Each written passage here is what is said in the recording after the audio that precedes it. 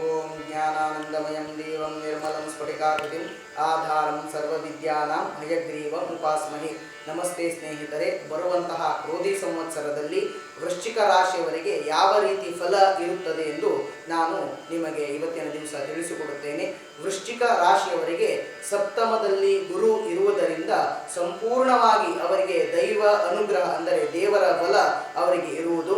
ಹಾಗೆ ಕುಟುಂಬದಲ್ಲಿ ಶುಭಶೋಭನಾದಿ ಕಾರ್ಯಗಳು ಆ ಗುರುವಿನ ಅನುಗ್ರಹದಿಂದ ನಿಮ್ಮ ಮನೆಯಲ್ಲಿ ನಡೆಯುತ್ತದೆ.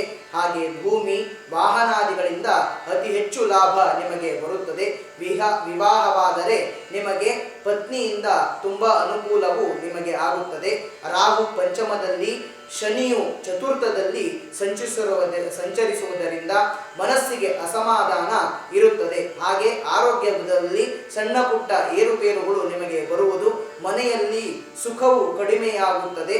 ನೀವು ಮಾಡುವಂತಹ ವ್ಯವಹಾರದಲ್ಲಿ ಒಂದು ಶನಿಯ ಸಂಚಾರದಿಂದ ಕಷ್ಟ ನಷ್ಟ ಮತ್ತು ತಾಪತ್ರಯಗಳು ನೀವು ಎದುರಿಸಬೇಕಾಗುತ್ತದೆ. ಕೃಷಿ, ಮರಮಟ್ಟು ಮತ್ತು ಕಬ್ಬಿಣದ ಮತ್ತು ಲೋಹದ ಕೈಗಾರಿಕೆ ವ್ಯವಹಾರ ಯಾರು ಮಾಡುತ್ತಾರೋ ಅವರಿಗೆ ತುಂಬ ಅಭಿವೃದ್ಧಿದಾಯಕವಾಗಿರುತ್ತದೆ.